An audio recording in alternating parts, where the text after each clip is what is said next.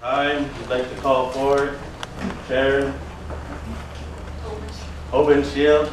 Share a few words. Ayuka. Simgiget, Kidamanak, Gobowitsik.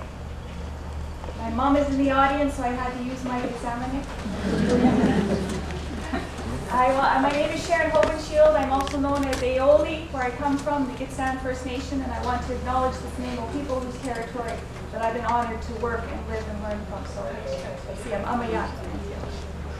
I want to, right now, what we'd like to do is acknowledge all the people that you've talked about. And it's important in the Aboriginal way to, when we have these kinds of gatherings, to give you a gift. Give those people who have come and who contributed to this point.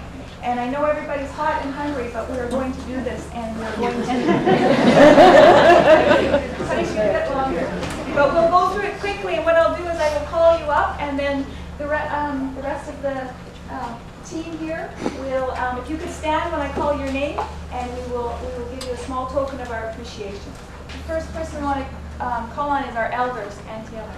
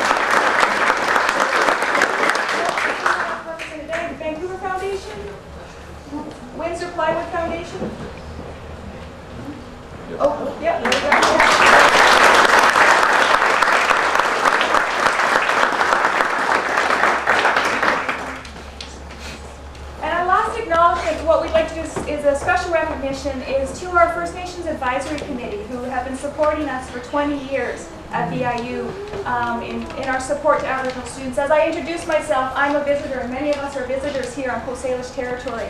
And so without the elders and the First Nations Advisory Committee, as you could see as we stumbled through, as Geraldine guided us in the Coast Salish way, we need help to pay respect to the traditional territory. even though we're all from our own First Nations communities. So without the First Nations Advisory Committee guiding us and with the input on how we develop our programs and services at VIU, we would be lost. We would like to call them all up here. We have a special gift for you. Joe and Adana, come on up, please. And other members, Stella? Yes, yes. Patty? Oh, yeah.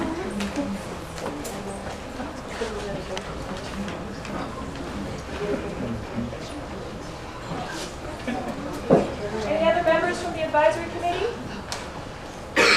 So these are all community members who give tirelessly to not only their own communities, but to us, to VIU. And our relationship is, at times, they've been persistent and patient with us as we try to make our way. And I just really want to acknowledge you. And one of the things that we've done, one of our successes in the last 3 years, is that we've changed our name from a First Nations Advisory Committee to Kwamith Mistimic CM. And so we've done this, and this today is a public way to let all of you know that that is the new name of this group. We will no longer use the First Nations Advisory Committee, but it's Kwamith Mistimic CM. And my Gitsan tongue and English tongue is not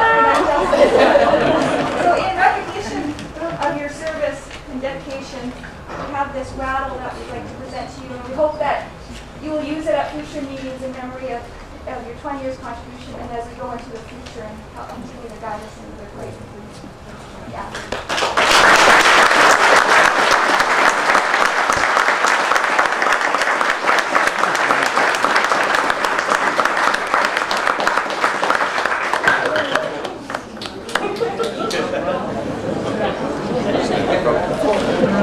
Asian, not Sakwan, not Siaya, not Elish Alakwa, I Seka, Wasi Alapatanakwel, I Altots, Ye Saints Waltots.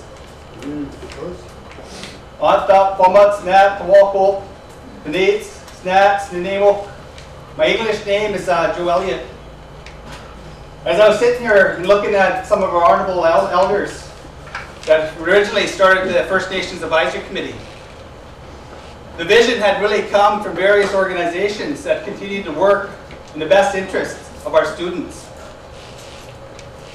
I guess one of the first organizations that we can recognize is Tillicum Native Friendship Center. No, Tillicum Nelum.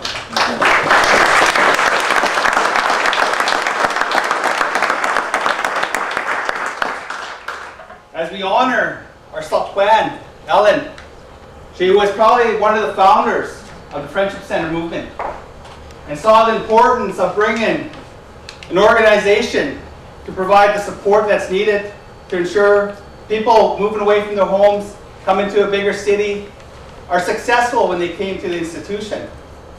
And they had the supports available.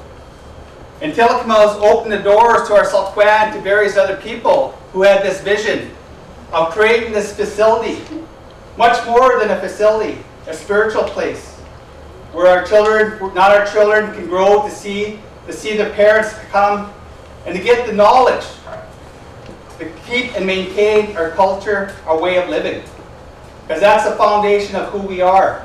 Our Como people is our values who guides us. If we have a strong Kwomko Maichwalwin, we can be successful in any place. And people such as my elder here, Gordon, we received this in his honor.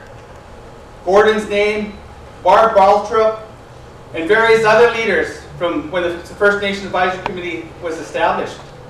Our political leaders like Gordon, who saw a vision to ensure that we had a place for our students, to ensure that they had a place to come and get the support that is needed to help them to be successful, and to retain the students into a place of an institution. But we also had various other elders like our uncle here, Ray, who are very strong in our culture, our auntie, who are very strong in our culture. We needed a place like this. And if you can imagine 20 years ago, the debate that we had in those meetings, do we do it or don't we do it? But we had elders like this that said, we have to bring our culture into a place where we're learning our academics. So I have much appreciation for the Barb Baltrips, the Gordon Reeds, Ellen, Grace Nielsen Elliott from Telecom House, who have worked to establish this. And our committee that are here today who will continue to work in supporting our institution. But there's much appreciation goes out to Vancouver Island University for opening that door and being available and allowing us to communicate and build that relationship. It's that relationship that's going to make that vehicle open that door to help our students be successful. So, hi, Shq'apthut.